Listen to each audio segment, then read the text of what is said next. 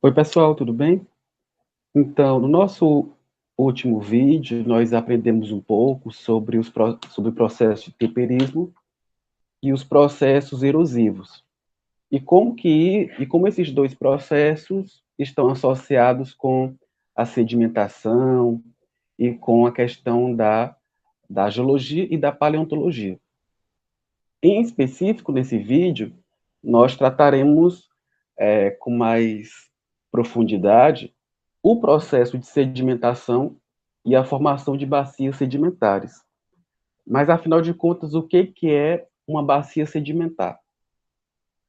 Uma bacia sedimentar, ela é caracterizada, ela é definida como sendo uma área da crosta terrestre em que há a deposição de sedimentos que se depositam nas porções mais baixas dessa crosta, desse relevo.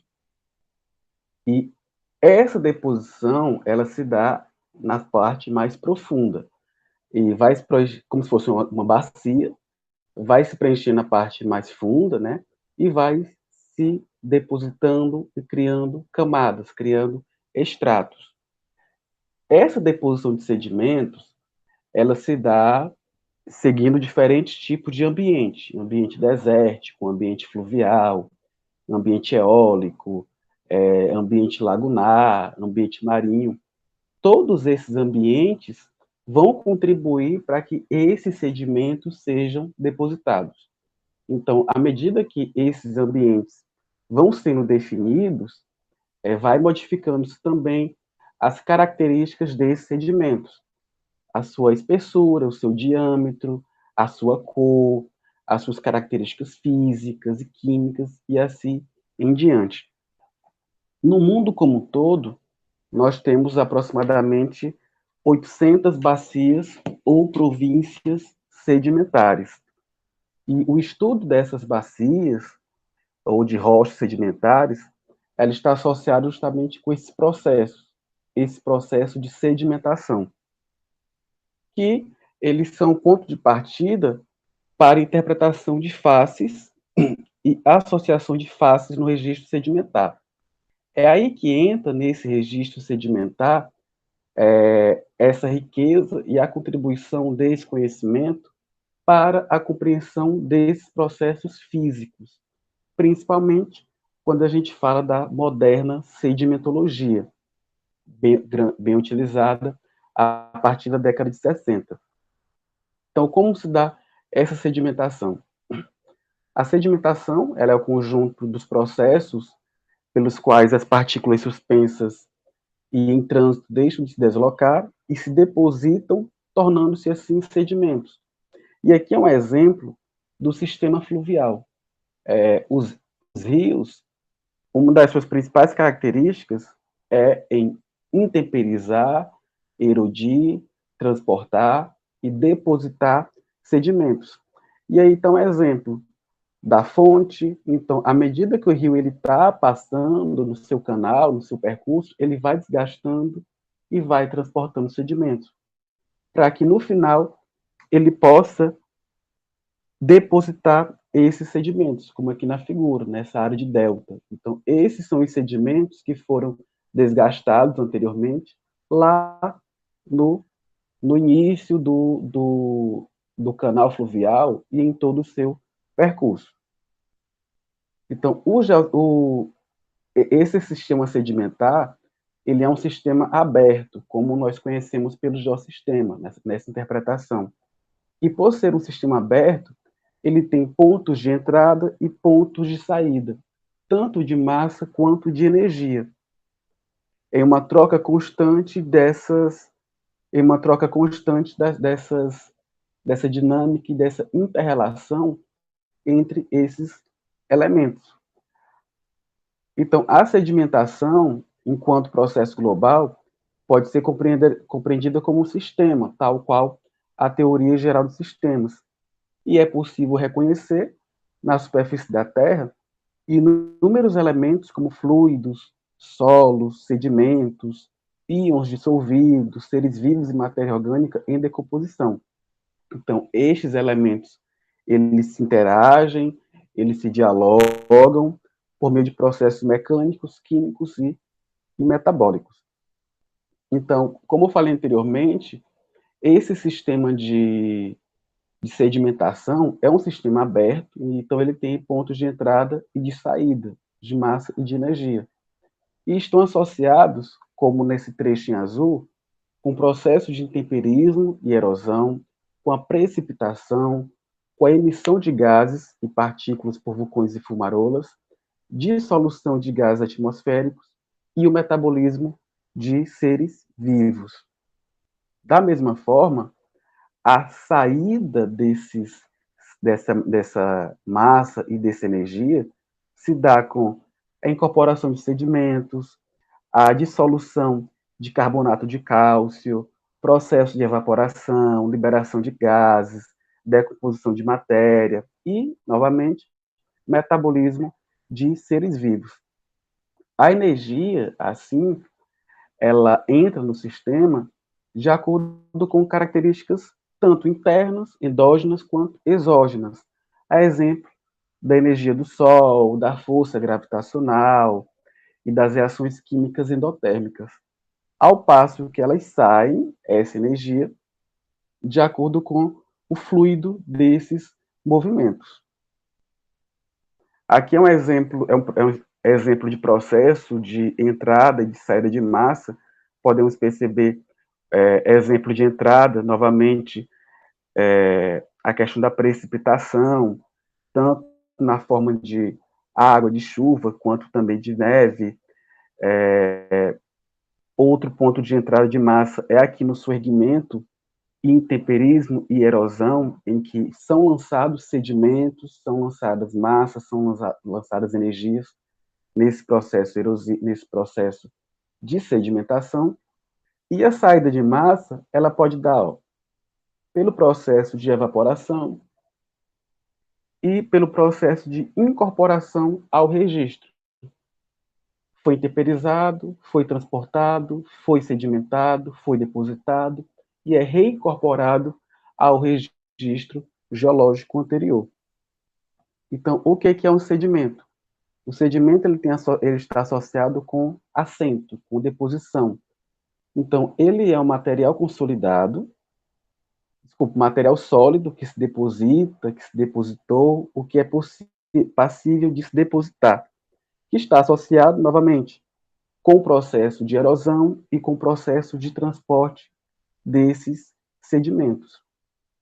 Eles podem ser classificados, podem ser categorizados como sedimentos em íons, em que são precipitados em condições físico-químicas favoráveis, em bacias sedimentares, e pode ser em partículas. Essas partículas é quando elas são oriundas, são originárias de uma outra rocha que foi intemperizada, que foi transportada para porções mais baixas do relevo. Como se dá o transporte desse sedimento? Aqui é um exemplo de transporte de sedimento associado com rios, com fluxo de escoamento.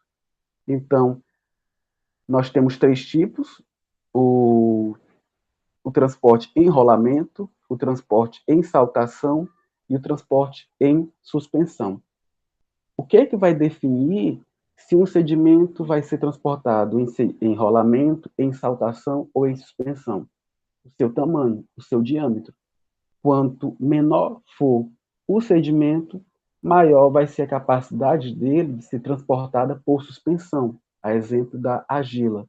E quanto maior for esse sedimento, como seixos, rochas, matacões, ela não vai ter capacidade de saltar ou de ser transportada em suspensão. Então, ela vai ser transportada por rolamento. E por ela ser transportada em rolamento, a sua característica física, a sua forma, vai estar mais arredondada, como nós podemos ver nessa figura, em que quanto maior for o sedimento, né, o sedimento a ser transportado, maior vai ser a sua capacidade de ser transportada por rolamento. E quanto menor, vai ser a capacidade de ser transportada em suspensão. Então, essa deposição, ela se dá quando o vento se aquieta, quando as correntes de água se desaceleram, quando as bordas das geleiras se fundem. E esses sedimentos, eles podem ser classificados como clásticos ou detríticos, químicos, bioquímicos ou biogênicos. E uma dica: quando se tem o termo clasto, ele está associado com o sedimento que foi transportado mecanicamente, tendo sofrido o processo de quebra ou não dessa rocha. Então, esses sedimentos, eles podem ser tanto autóctones quanto allotóctones, que estão associados justamente à origem desse sedimento. Se esse sedimento tiver uma origem na sua própria região em que ele foi encontrado, ele é um sedimento autóctone, ao passo que, se esse sedimento tiver origem em regiões distantes, em outras áreas, ele vai ser caracterizado como allotóctone, justamente que vai compreender, que vai contribuir para saber como se dá a deposição e como aconteceu a deposição desses sedimentos. Então, exemplo de sedimentos clássicos é a biografia de um grão. Então, nós temos aí na figura uma área-fonte.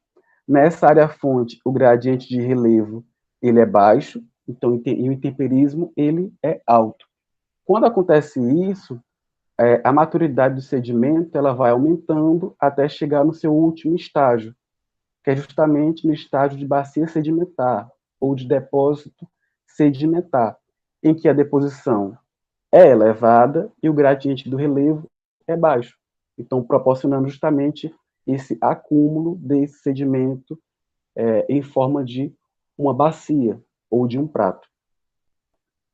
Então, os sedimentos clásticos, eles podem ter tanto alteração física quanto alteração química, que está associado com o tamanho dos grãos, com a capacidade de dissolução dos minerais presentes nesse grão, associado com a sua resistência. E aqui é um exemplo com fotografias desses sedimentos desses materiais que são erodidos e que são transportados. Aqui é um exemplo do matacão. Então, percebam que o diâmetro, nessa tabela, para baixo, ele vai diminuindo o tamanho. Então, perceba que o cascalho com intervalo granulométrico maior que 256 milímetros, ao passo que aqui na argila é menor que 0,004 milímetros. Então, o exemplo de matacão são essas rochas maiores, aqui a primeirinha, que são bem maiores, que tem uma característica arredondada na sua forma. Depois, ainda em cascalho, nós temos os seixos, que são bem utilizados na construção de casas, de ruas, a areia média e outros tipos de areia, o silt e, no final, a argila. É essa argila que tem o diâmetro, a diferença entre sedimentos bem pequena, que ela é que vai ser transportada por suspensão. Aí os sedimentos, outros tipos de sedimentos, os sedimentos químicos, né? Exemplo dos travertinos, dos espeleotemas. Esses espeleotemas, eles são resultados da sedimentação e da cristalização de minerais dissolvidos na água. Do outro lado, nós temos os sedimentos bioquímicos, a exemplo dos corais, e nesses sedimentos, os minerais não são dissolvidos e precipitados, e são precipitados por processos biológicos. Ainda em sedimentos bioquímicos, nós temos exemplos dos estromatólitos e nós temos exemplos também dos bioclastos. Aqui é um exemplo de como se dá a deposição desse sedimento. Percebam que, como eu falei no vídeo anterior, por ser sedimentar, nós temos uma porosidade muito grande, uma grande quantidade de poros, e entre esses poros, ele vai ter uma capacidade de ser preenchida por sedimentos menores, além de ser preenchidos por água e preenchidos também por ar. Por isso que em áreas de deposição sedimentar, a riqueza de água subterrânea é muito grande.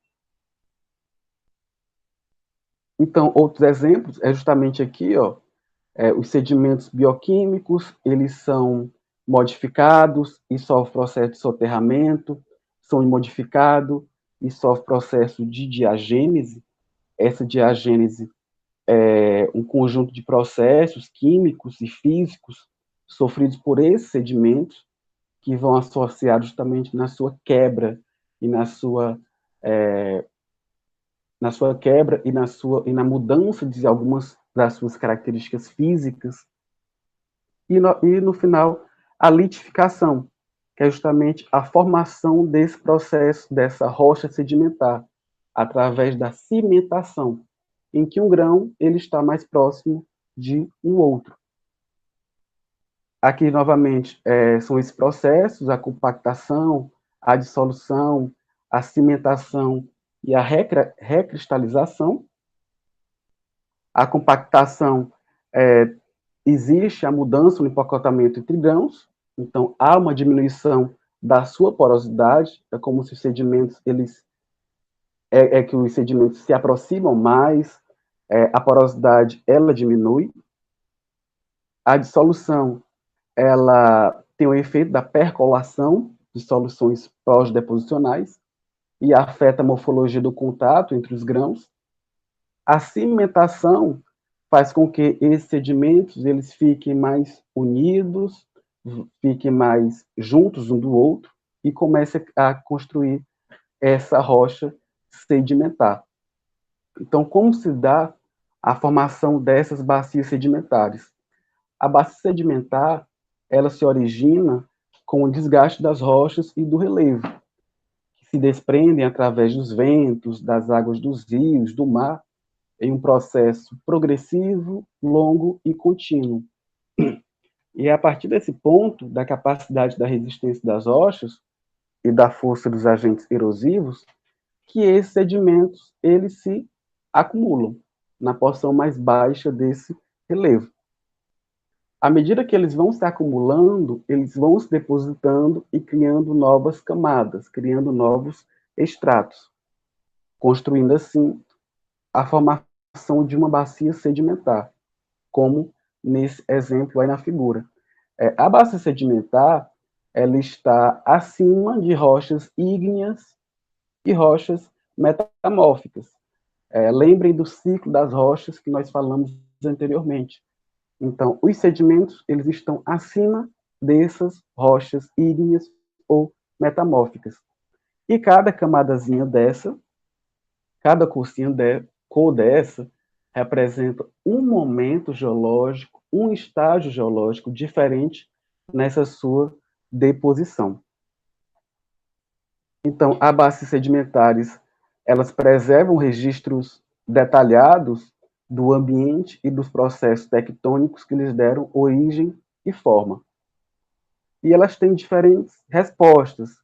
Resposta isostática, composicional, a resposta da isostasia termal e de carga, que está associada com a acomodação desses sedimentos. Nós temos os mecanismos de formação, só para dar um exemplo nesse aqui, no ponto A, percebam que há um decaimento do relevo, uma mudança na sua compreensão, na sua característica física, e apresenta-se aqui um formato em que vai ser preenchido novamente por sedimentos, e há a formação de uma bacia sedimentar. A bacia sedimentar tem inúmeras classificações, como vocês já tiveram acesso no texto base desse conteúdo, e essas bacias sedimentares, um dos mecanismos para a sua compreensão é a estratigrafia. A estratigrafia, ela vai compreender como se deu, como se comporta a sobreposição de camadas, a sobreposição de sedimentos em uma dada bacia sedimentar. E é aqui que os fósseis começaram a ter um ganho, uma importância maior, porque eles seriam marcadores, seriam indicadores de qual ambiente foi formado aquela bacia sedimentar, ou pelo menos aquela camada, aquele extrato. Como nós podemos ver aí nessa figura. Então, cada fóssil desse, eles servem como marcadores, como indicadores, são fósseis guias, que vão representar justamente em qual momento geológico houve esse preenchimento dessa bacia. Então, nós temos alguns princípios dessas bacias. Nós temos o princípio da superposição de camadas. Ele é bem simples. Ele diz que a camada mais abaixo, ela é a mais antiga, e a mais superficial, logicamente, é a mais recente, a mais jovem. Há o princípio da horizontalidade original, que os sedimentos se acumulam em camadas horizontais, sob influência da gravidade, e o princípio da continuidade lateral é que os sedimentos eles vão sendo preenchidos nas margens, nas bordas das bacias de deposição. Já encerrando, aqui são exemplos de bacias sedimentares. Aqui é a Bacia Geográfica de Paris, lá na França, é uma bacia estrutural, e nós podemos ver justamente, vejam, como essa bacia ela foi preenchida. Cada cozinha dessa representa um momento na escala geológica, no tempo geológico. Então, aqui ela começou-se a ser preenchida no Carbonífero. Depois do Carbonífero, ela teve preenchimento durante o Pérmico, o Jurássico Superior, o Cretácico Inferior, e assim em diante. Outro exemplo é a Bacia de Antipaís, em Monte Tremblay, na Serra Nevada. Novamente, como se comporta e como foi a diferenciação dessa deposição de sedimentos. Aqui é a bacia do Pó. Novamente, nós podemos perceber que ela teve preenchimento durante o Quaternário, o Plioceno inicial, e o Tardio, o Terciário e o Mesozoico. E aqui, finalizando, a bacia do Amazonas. Percebam que cada cor dessa, o laranja, o amarelo, o verde e o azul, eles representam momentos geológicos diferentes, períodos diferentes. E aqui, só para representar como se dá essa diferenciação das camadas. Nós encerramos esse vídeo por aqui. Então, no próximo vídeo, nós trataremos sobre algumas características das bacias sedimentares brasileiras e os subsídios para os estudos paleontológicos. Até o próximo vídeo.